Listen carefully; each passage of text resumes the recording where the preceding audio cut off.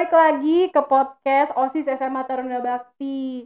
Nah, sebelum kita mulai, aku mau memperkenalkan diri dulu nih. Mungkin teman-teman banyak yang udah tahu, nama aku Zahra Amira atau biasa dipanggil Zahmir. Nah, hari ini podcast kalau sendirian berasanya kayak, aduh sepi banget. Nah, hari ini kita kedatangan bintang tamu nih. Ada Bu Ira, tepuk tangan dulu dong. Halo Bu Ira. semuanya. Nah, sebelum kita mulai nih ke materinya, aku mau memperkenalkan Bu Ira ini lebih dalam dulu nih.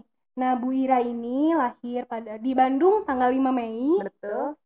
dan Ibu Ira ini pendidikan akhirnya itu di S1 dan S2 di Fakultas Ilmu Sosial dan Ilmu Politik di Unpad ya Ibu, benar Betul ya Ibu sekali ya? ya. Nah, Ibu Ira ini banyak sekali kegiatan pekerjaannya Ibu ya, pengalaman pekerjaannya. Dan salah satunya itu Ibu pernah jadi asisten tenaga ahli kebijakan publik di Provinsi Jawa Barat. Benar Ibu? Iya, betul. Nah ini nih fakta yang menarik nih tentang Bu Ira. Beliau ini pernah menjuari berbagai kejuaraan olahraga bridge dan aktif di berbagai organisasi. Nah, kalian pasti bingung kan sebelum kita mulai ke materi, apa sih nih olahraga bridge? Mungkin Ibu boleh menceritakan dulu nih, Ibu. Oke, terima kasih Kak Iya, Zamir. Ya, mungkin ini sedikit informasi ya supaya teman-teman juga mengetahui apa sih olahraga bridge, dan saya juga ada keinginan juga untuk mensosialisasikan olahraga bridge ini pastinya. apa. Iya, Ya, jadi Ibu. olahraga bridge ini kenapa tidak cukup populer dibanding olahraga yang lain, karena ini lebih kepada olahraga otak, bukan olahraga fisik. Ya, mungkin kalau teman-teman lebih kenal kepada catur gitu ya, dengan bidak-bidaknya. Nah, kalau bridge itu alat yang dipergunakan adalah kartu. Ya, jadi kalau teman-teman suka main kartu, misalnya poker atau misalnya soliter dan sebagainya, itu adalah alat yang sama yang dipergunakan untuk bermain olahraga bridge, gitu. Ya, jadi, insya Allah kalau misalnya teman-teman bisa belajar main bridge, itu minimal akan terasah tuh matematikanya, karena yang dipergunakan adalah logika, cara berpikir, matematika. Teman-teman akan terus biasa karena itu akan ada teori peluang dan sebagainya, pasti Iya. SMA sudah belajar ya. Iya, Ibu.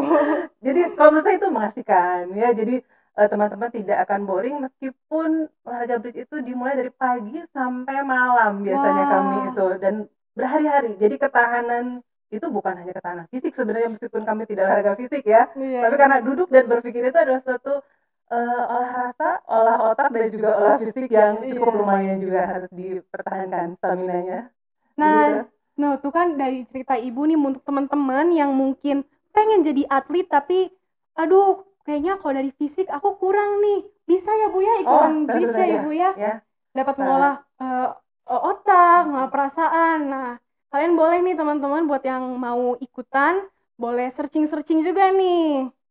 Nah, sekarang kita balik nih Bu ke topik. Nah, hari ini kita mau ngobrolin apa sih Bu? Ya, hari ini kita akan berbicara mengenai multi-religions in harmony, ya, atau Hmm. keberagaman agama dalam keselasan, ya, yang intinya lebih kepada kerukunan hidup umat beragama di dunia ini seperti apa, gitu. Tuh, teman-teman harus konsentrasi nih, karena ini bukan hal yang sepele lagi. Terutama kita udah beranjak dewasa, kita perlu tahu ini ya Bu ya. Oh, sangat harus, karena ini masalah sensitif yang setiap orang itu punya keyakinan, punya kepercayaan, dan punya Pastinya. agama yang dianut, dan itu mencakup kehidupan kita dari mulai tidur sampai bangun dan beraktivitas.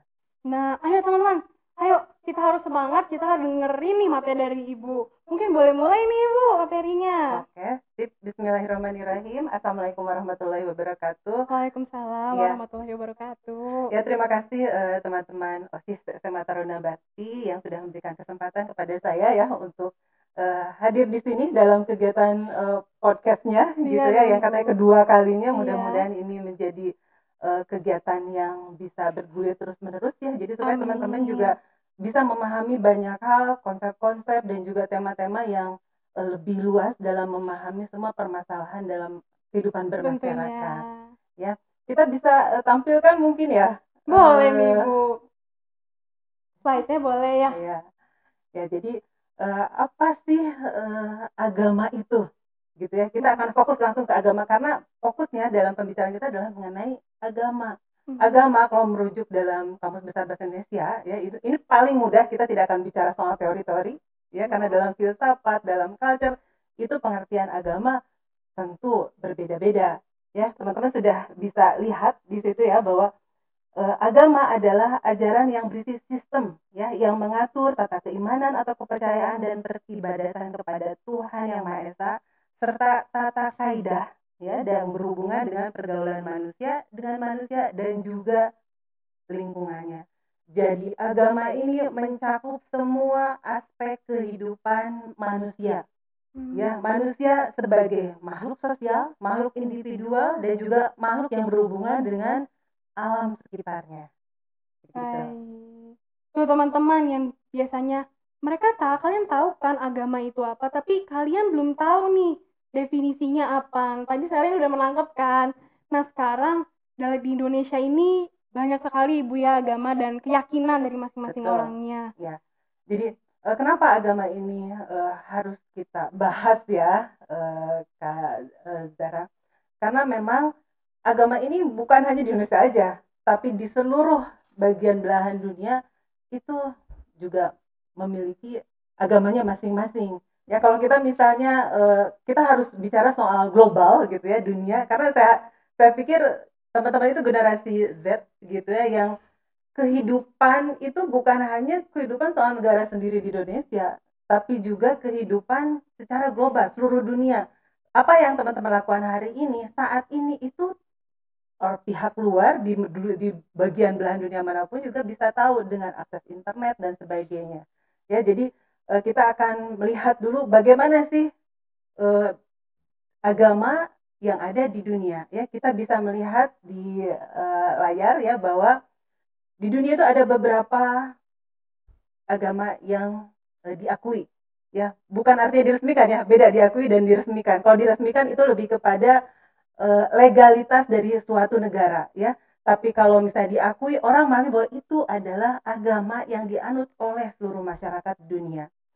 Di bagian dunia ini yang paling banyak itu adalah berdasarkan surveinya Pew Research Center itu ada Kristen.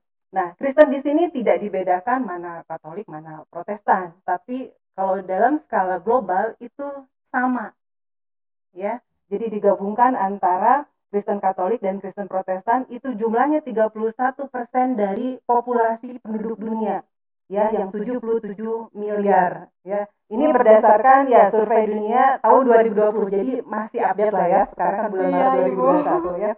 Nah, kemudian baru yang keduanya itu ada Islam ya. Itu sekitar 24,9%.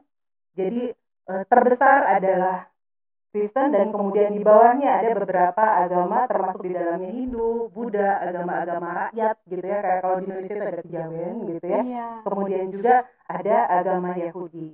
Nah, kemudian kalau kita masuk ke skala yang lebih kecil ya, itu adalah negara kita, negara Republik Indonesia, itu ada 6 agama yang diakui. Mungkin bisa kita lihat ya di layar. Jadi teman-teman mungkin sudah tahu dan pasti tahu ya itu adalah pelajaran yang paling di awal bahwa negara kita itu mayoritas adalah agama Islam ya. Agama Islam ini mencapai 87,2% dari populasi penduduk Indonesia yang secara catatan BSPS 2020 tahun kemarin itu jumlahnya 270,20 juta ya. Baru kemudian ada Protestan. Nah, kalau di Indonesia dan di kita itu dibagi dua Kristennya. Jadi pengakuan terhadap agama Kristen itu ada Kristen Protestan dan juga ada Kristen Katolik. Di mana Kristen Protestan ini jumlahnya jauh lebih banyak yaitu 6,9%, Katolik 2,9%. Ini nanti teman-teman bisa belajar dari sejarah kenapa sih Protestan jauh lebih banyak dari Katolik. Gitu Iya, ya. iya. Ini terkait dengan persebaran ya. Mungkin Iya. nanti teman-teman juga akan belajar kenapa sih ada imperialisme dan sebagainya, Iya. kolonialisme dan sebagainya. Ini mempengaruhi persebaran agama di seluruh dunia. Jadi bukan hanya di Indonesia. Kemudian juga ada Hindu itu sekitar 1,7%, kemudian Buddha 0,7% dan juga Konghucu ada 0,05%. Ya mungkin ini adalah agama yang nampaknya terakhir dan paling kecil di Indonesia. Kenapa? Ya ini karena teman-teman nanti coba browsing gitu ya. kok Konghucu ada, padahal sebelumnya itu yang diakui itu hanya 5 agama. Ya, jadi Konghucu ini baru mulai diakui pada saat presiden kita yang keempat, ya, Bapak Gus Dur, Bapak Abdurrahman Wahid. Makanya saya secara pribadi menganggap beliau adalah tokoh kesetaraan, ya, di mana pada saat itu gitu ya, zaman Orde Baru gitu ya, itu memang ada sedikit pembeda gitu ya. Jadi jadi alhamdulillah sekarang kita mengakui lebih banyak keanekaragaman, ya, untuk apa? Untuk mengatasi, ya itu nanti kita akan lanjutkan mengenai persatuan dan juga untuk menyatukan negara Indonesia itu supaya bisa menjadi lebih maju gitu ya. Secara tidak sadar kita juga belajar tentang ilmu sosial, bukan begitu Ibu? Harus. Karena bagaimanapun juga agama itu adalah unsur kebudayaan. Ya, mungkin teman-teman sudah pernah belajar gitu ya. Agama itu salah satu dari unsur kebudayaan karena apa? Itu adalah bagian dari kepercayaan dan keyakinan. Hanya bedanya agama itu lebih kepada sistemnya sudah tertata. Tapi kalau kita bicara soal culture itu semua yang keyakinan dan kepercayaan sudah termasuk di dalamnya. Iya, siap Ibu. Nah, teman-teman nih masih semangat kan ya dengerin materinya. Dari tadi kan Ibu menjelaskan tentang populasinya dulu ya Ibu ya. Betul. Yang lebih menunjukkan ke arah ilmu sosial, betul Ibu kan ya? Karena betul. Itu berdasarkan survei di kehidupan nyatanya ya Ibu ya? Iya. Jadi ini ada data-data resmi gitu ya yang dikeluarkan dari lembaga yang resmi dari BPS maupun dari pemerintah Republik Indonesia mengenai agama-agama yang diakui di Republik kita. Baik. Nah mungkin Ibu sekarang kita mau ke poin intinya, apa ada fakta-fakta menarik lainnya Ibu ya? Ya, teman-teman, kenapa kita harus membahas mengenai agama? Gitu ya. Karena tadi kita mengharapkan keberagaman agama ini tidak menjadi sesuatu yang menjadi potensi perpecahan gitu ya, karena mungkin kita bisa tarik beberapa isu tentang agama gitu yang saya pikir lebih dekat dengan teman-teman generasi Z gitu ya. Mungkin tahun yang lalu itu pernah ada Ferdian Paleka gitu ya, YouTuber yang kemudian sangat viral, bukan hanya di Indonesia ya, itu di Inggris viral sekali ya. Jadi kenapa dia viral? Karena dia melakukan sesuatu yang menjadi konten dari YouTube-nya itu terkait dengan perilaku yang kurang baik gitu ya. Kurang baiknya gimana sih Bu gitu ya? Kurang baiknya karena apa? Pada saat pelaksanaan atau konten itu dilakukan itu ada di bulan suci Ramadan. Baik. Ya. Kemudian nampaknya dia melakukan sesuatu hal yang baik, ya, membagikan paket gitu ya, membagikan paket makanan gitu ya. Untuk buka puasa gitu ya. Betul ya. Untuk sahur, soalnya waktu itu saya lihat itu lebih kepada subuh ya, gitu ya, menjelang malam gitu yang dibagikan, tapi ternyata isinya bukan paket sembako yang diharapkan oleh yang menerima. Oh, memangnya apa itu Bu? Itu isinya sampah, ada batu bata dan sebagainya kan, itu sangat menyentil rasa ya. Karena kalau nyebut agama itu adalah soal rasa ya. Ada rasa ketersinggungan gitu ya, ada rasa dilecehkan ya, ada rasa tidak dihargai, ada rasa dihinakan oleh yang menerima ya. Di saat bulan suci Ramadan orang mengharapkan kebaikan ya, menerima kebaikan dari banyak orang. Kalau misalnya dalam konsep Islam itu ada sedekah gitu ya, itu adalah waktu-waktu yang sangat signifikan untuk berbagi kebaikan. Tapi ternyata di saat itu, nah, dia tidak melakukan itu, malah dijadikan mainan. Ya, jadi ini yang saya pikir kenapa harus diangkat isunya, karena teman-teman kadang-kadang ya seru-seruan aja. Jadi mungkin bisa jadi yang bersangkutan itu tidak bermaksud untuk menghinakan gitu, hanya oke lah, yang penting konten seru, banyak yang nonton gitu ya, nanti jadi viral, itu asik-asik aja. Tapi kan tidak begitu ya. Jadi ada kelompok tertentu ya di sini dalam konteksnya kelompok agama yang merasa tersinggung, ya karena apa? Ya terhinakan. Seharusnya sebagai seorang manusia meskipun misalnya berlainan agama itu bisa menghargai, ya supaya apa? Supaya tidak ada rasa yaitu ketidaksenangan itu terhadap pola perilaku yang tidak baik gitu. Jadi bagaimanapun saya harap teman-teman ya kaum muda gitu ya, generasi Z ini berhati-hatilah dengan gadgetnya gitu. Ada ide jangan langsung eksekusi, yang penting asik gitu ya. Tapi pikirkan terlebih dahulu apa sih dampaknya kira-kira ya, karena apa? Teman-teman tahu kan dampaknya apa yang terjadi pada mereka ini. Dia dihukum penjara ya, itu ada pasal-pasal hukum pidananya, penghinaan dan sebagainya. Jadi tolong hati-hati sekali, jangan sampai boleh kreativitas, malah dianjurkan ya, tapi tahu batas begitu ya. Jadi jangan pikir segala sesuatu yang asik tapi menyangkut agama itu sangat sensitif sekali ya. Nah, teman-teman mendengar cerita tadi itu membuat kita menyadarkan akan suatu pelajaran nih Ibu ya, untuk berhati-hati dalam menggunakan gadget ya Ibu ya, karena kita sekarang sudah agak tergantung ya dengan gadget karena dengan adanya pandemi ini juga.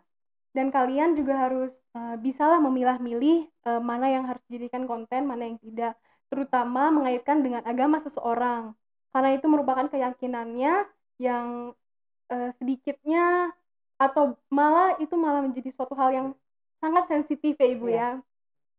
Nah habis ini kita mau belajar juga nih bagaimana sih caranya untuk kita menghargai satu sama lain. Nah sebelum itu kita mau break dulu nih.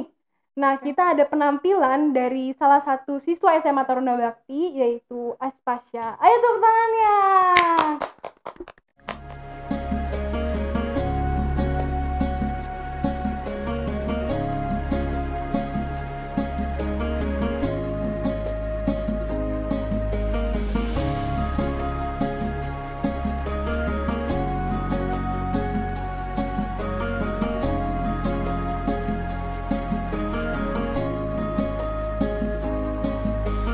Jauh di sana di ujung dunia,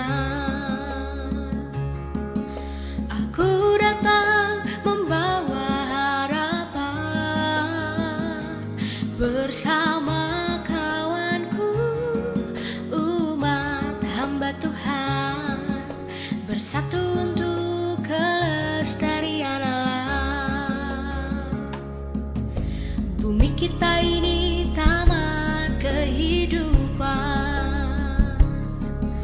hutan dan lautan direlung langit biru.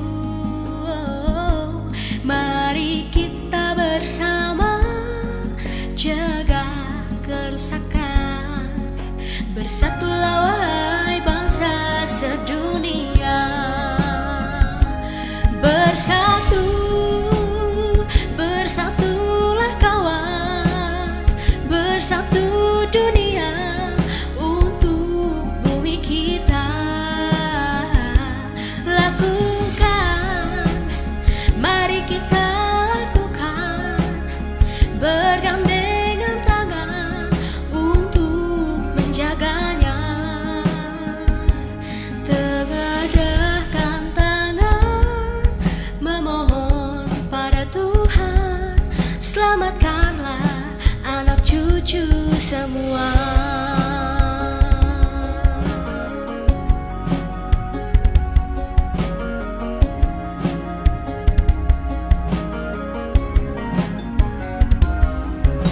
Bumi kita ini taman kehidupan, hutan dan lautan direlung langit biru. Mari kita bersama jaga kerusakan, bersatulah wahai bangsa sedunia.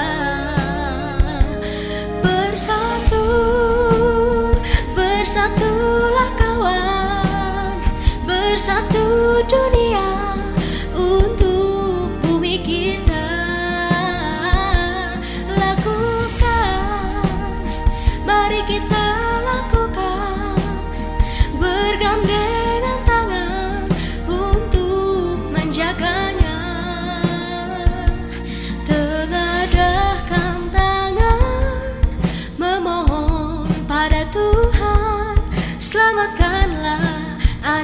cucu semua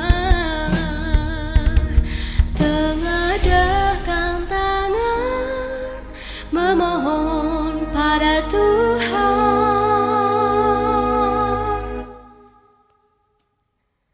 Selamatkanlah anak cucu semua.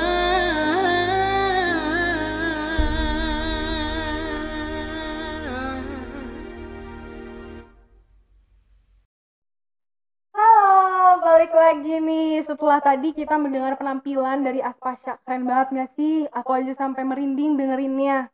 Nah, tapi sekarang kita mau balik lagi nih ke materi intinya. Apa sih Bu kita yang mau bahas sekarang tentang materi intinya?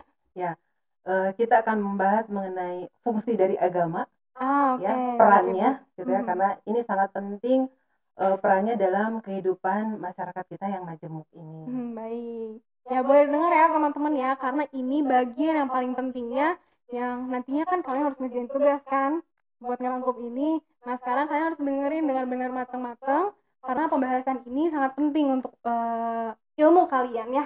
Jadi boleh mulai Ibu. Oke, ya, seperti yang tadi disampaikan ya, bahwa agama itu memiliki berbagai fungsi, ya. Di antaranya adalah fungsi sebagai sarana pendidikan, ya, karena dengan agama sebagai pendidikan, kita bisa mengetahui mana yang baik dan mana yang buruk, ya. Tentunya. Mana yang boleh, mana yang tidak boleh, ya. Dan di dalamnya yang namanya agama pasti ada yang disebut pahala, gitu ya. Iya.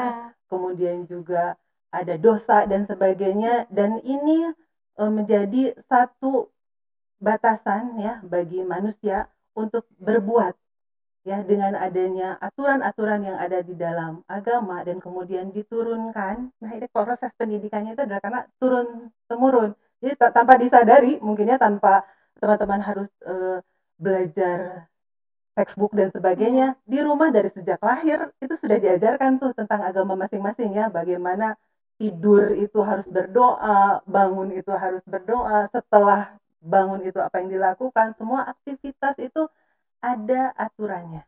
Bahkan bergaul pun itu ada aturannya. Iya. Ya, hal yang akan kita soroti dalam agama itu adalah lebih kepada pergaulannya. Ya, kalau misalnya hablum minallahnya gitu ya, kalau misalnya hubungan secara vertikal antara manusia dengan Tuhan, itu aturannya silakan teman-teman baca sendiri ya, sesuai dengan agama dan kaidahnya masing-masing, karena itu tentu akan lebih mendalam dengan seorang spiritual gitu ya. Iya, betul Ibu. Silakan dipelajari. Tapi yang ingin saya tekankan adalah lebih kepada bagaimana hubungan manusia dengan manusianya. Ya, meskipun selain itu ada juga bagaimana hubungan manusia dengan lingkungan alam semesta ini gitu ya. Jadi bagaimana seorang manusia dalam koridor beragama itu memperlakukan binatang, memperlakukan tumbuhan gitu ya. Apalagi dalam kondisi sekarang misalnya sedang wabah COVID-19 ya. Iya. Nah, ini juga akan kita sedikit soroti ya, supaya teman-teman tidak perlu terlalu parno kali ya. Iya. Betul nggak sih? Kalian parno nggak sih? Takut dong Ibu. Ya, karena dalam hubungan sesama manusia, kenapa kita harus menjaga gitu ya terkait dengan agama ini, karena segala sesuatu yang kita lakukan ya pada saat berhubungan dengan yang berbeda agama itu pasti akan ada efeknya, ya. Mengapa kita harus mengetahui seseorang agamanya apa, ya, sebagai fungsi identitas diri nih ya, salah satunya. Kenapa bisa seperti saya nih, saya berkerudung, berarti teman-teman sudah membayangkan kira-kira saya agamanya apa? Islam tentunya. Iya, tentu saja Islam gitu. Meskipun kalau misalnya saya di Eropa, saya belum tentu Islam loh, ya, meskipun Iya. saya pakai kerudung. Tapi kalau di Indonesia, pada saat teman-teman melihat yang berkerudung, itu adalah identitasnya orang Islam. Ya, pada saat misalnya kita punya teman orang Islam dan kemudian ada sajian makanan pada saat kegiatan Natal misalnya ya, kadang-kadang kan tidak terlihat tuh dagingnya apa gitu ya. Nah, itu silakan saling mengingatkan. Meskipun saya tidak pernah tanya secara langsung, Kak Zahra agamanya apa sih gitu ya. Tapi kalau misalnya Kak Zahra udah kelihatan pernah melakukan sholat atau misalnya pernah pakai apa mukena dan sebagainya, itu sudahlah, itu Islam sajalah gitu ya. Harus dikasih tahu tuh, itu dagingnya bukan sapi, bukan domba, tapi misalnya itu pork itu babi gitu, yang Anda itu haram loh kalau makan itu ya. Ini juga adalah satu hubungan yang harus dijaga, termasuk misalnya pada saat Anda punya teman seorang Hindu ya. Ini bahkan terjadi di Selandia Baru dan juga terjadi pada hidup saya gitu ya. Saya punya teman orang India yang dia itu orang Hindu. Dia sangat memilih makanan gitu ya. Dia selalu memastikan bahwa please, ini daging apa gitu ya. Karena bagi dia yang namanya sapi itu adalah makhluk yang suci. Iya, Ya, betul Ibu. mereka memperlakukan itu ya layaknya seorang dewa. Ya, jadi bagi mereka tidak layak itu ada di sajian untuk dimakan.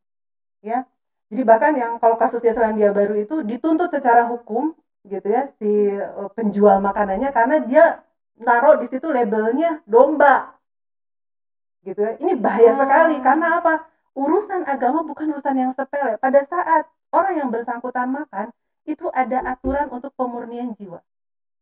Ya, dan itu ada ritual-ritual yang bukan hal yang gampang gitu loh. Betul. Ya, jadi teman-teman pastikan tahu identitas agama-agama tertentu, bukan hanya teman-teman sendiri, tapi juga pelajari kira-kira kalau agama Buddha seperti apa.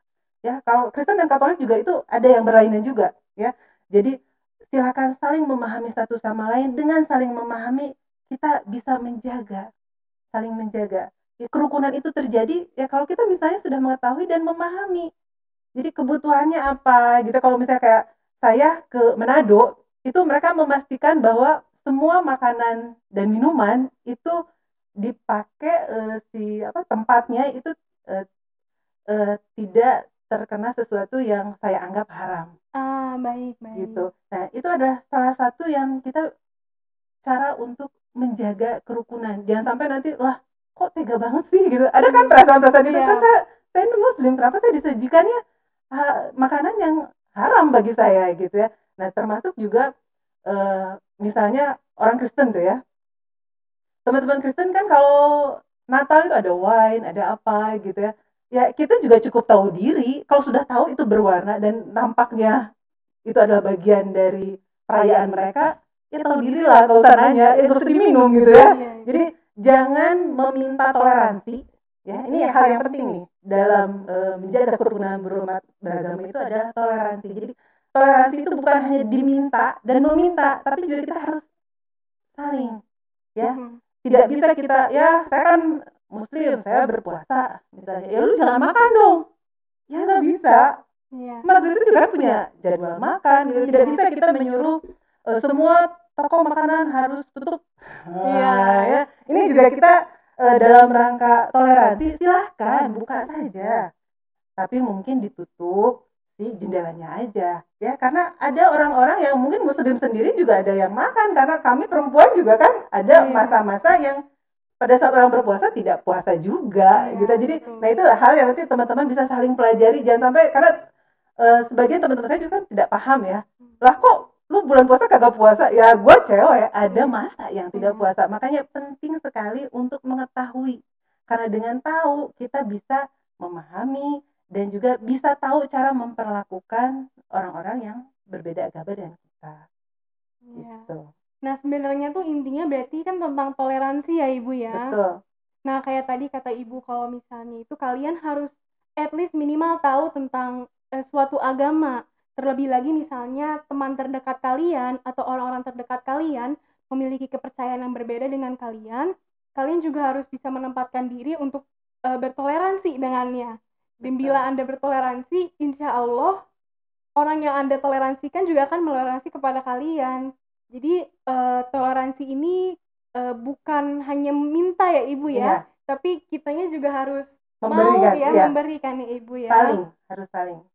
Nah, dari hal-hal itu mungkin ada nggak Bu sedikit penyampaian yang untuk kayak anak-anak generasi Z nih Ibu ya?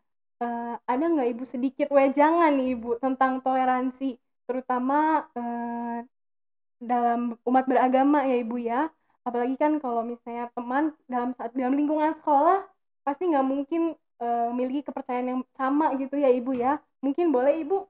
Ya, Yang jelas sih kita kaitkan dengan kondisi yang sekarang ya, teman-teman berada dalam kondisi yang sangat terbatas, Iya. ya, di mana kehidupan teman-teman dalam berinteraksi secara langsung dengan manusia gitu ya, dengan teman-teman, dengan siapapun di luar sana itu sangat terbatas, bahkan harus jaga jarak. Iya. Ya, ada aturan tuh yang sampai pemerintah keluarkan, harus jaga jarak, harus ini, harus itu, bahkan yang tadinya sesuatu yang sunnah gitu ya kalau di muslim atau bahkan di agama yang lain, bahwa senyumlah dengan saudaramu dan sebagainya gitu ya, ternyata saat ini masker mana bisa sih kita tahu gitu ya, kelihatan ya, itu adalah sesuatu yang membatasi semuanya. Yang tidak terbatas itu teman-teman mau ngumpet dimanapun juga gitu, tidak sekolah pun teman-teman selalu tadi pegang gadget, bener nggak ya? Generasi Z ini tidak pernah lepas yang namanya smartphone atau iPad gitu ya, dan itu sudah embedded nampaknya ya, jadi sudah kayak terpasang, itu kayak teman-teman itu kayak setengah robot sebenarnya bagi saya ya. Segala sesuatu itu tidak bisa lepas dari gadget, mau main, mau sekolah, mau berhubungan dengan saudara, kan kita harus video call apa sebagainya, itu kan juga pakai yang namanya gadget smartphone itu.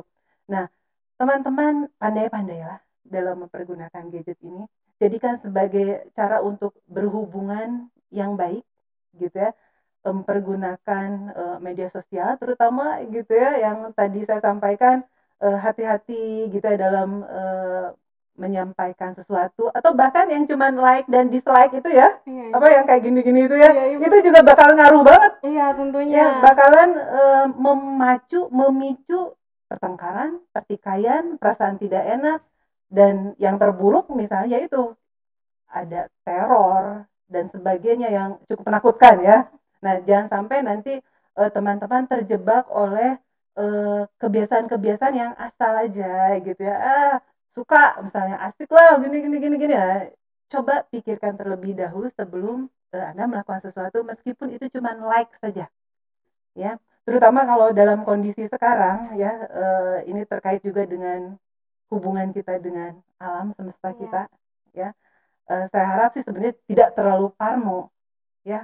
Saya yakin teman-teman semuanya beragama ya, yakin kepada Tuhan Yang Maha Esa, karena itu adalah bagian dari ideologi kita ya.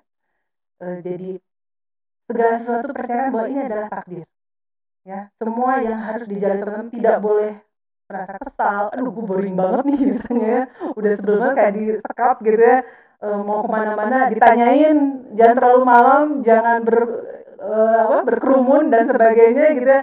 Terimalah ini sebagai kondisi yang memang harus dijalani ya, bersabar ya, karena insya Allah semuanya itu ada hikmah di situ ya. Kita tidak perlu terlalu parno dengan yang namanya COVID ya. Saat ini kan pemerintah sudah punya yang namanya vaksin dan sebagainya ya, dan juga teman-teman sudah diberi himbauan bagaimana sih cara untuk menghindari COVID ini. Intinya mereka yang namanya COVID-19 itu adalah virus.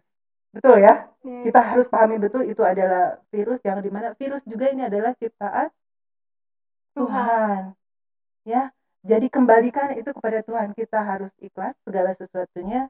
Insya Allah akan menjadi lebih baik kalau teman-teman bisa bersabar, dan insya Allah nanti kita akan menangkap hikmah dari ini, karena pasti akan ada ilmu pengetahuan baru ya gitu untuk virusologi dan sebagainya gitu ya. Silahkan pergunakan semua perjalanan hidup gitu ya dengan tetap menganut kepercayaan agama yang taat dan patuh gitu ya kepada agamanya masing-masing. Silahkan bergaul dengan baik ya, tadi ketahui kebiasaan dan tradisi umat beragama yang memang mungkin berbeda dengan kita, pahami, dan yang penting itu tadi toleransi dijaga ya, supaya kita tidak terjebak dengan berbagai pertentangan dan pertikaian yang tidak perlu. Itu saja. Terima kasih. Nah, teman-teman nih kan kita sebagai makhluk sosial ini pasti ada sangkut pautnya nih dengan orang lain. Kita membutuhkan orang lain, dan tentunya dengan orang lain ini belum tentu kita memiliki kesukaan yang sama atau minat yang sama, dan juga tentang keyakinan. Bukan berarti teman-teman harus menanyakan ke semua orang, agama kamu apa? Agama kamu apa? Bukan seperti itu maksud Ibu ya. Betul. Tapi ini maksudnya toleransi yang biasanya kalau misalnya dalam sosial itu kita bertoleransi untuk saling membantu, saling kalau misalnya ada yang kesusahan kita membantunya, ya begitu ya Ibu ya. Ya. Untuk agama bukan berarti kita harus menanyakan suatu agama untuk berbuat baik, bukan itu maksudnya. Tapi kalian bisa lah, kalian kan sudah anak SMA nih, udah mau beranjak dewasa, pasti sudah bisa memilah-milih aku harus apa. Terlebih lagi agama ini menjadi suatu hal yang sensitif bagi setiap masing-masing orang ya Ibu ya. Sangat. Mau apapun agamanya, mau apapun keyakinannya, itu menjadi suatu hal yang pastinya sensitif. Jadi toleransi ini bukan menjadi patokan untuk teman-teman sekalian membagi-bagi agama, bukan. Misalnya kamu agama ini, bukan. Tapi maksud dari toleransi ini untuk menyatukan, bukan untuk memecah belahkan. Ya teman-teman ya, mungkin ada kata-kata terakhir Ibu sebelum kita menutupnya hari ini?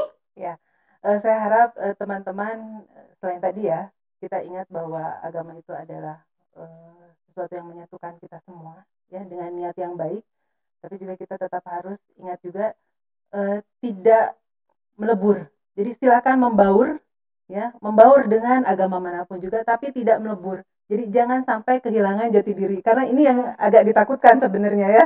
Saya yakin kalau generasi Z kayaknya untuk bergaul itu sangat tidak masalah gitu, sangat menerima bahkan ya, sangat open gitu ya. Justru karena sangat open ini teman-teman berhati-hati tidak melebur. Jadi membaur silakan tapi tidak melebur, jangan sampai nanti nilai-nilai yang seharusnya bukan nilai-nilai agama Anda kemudian diterapkan dalam diri Anda.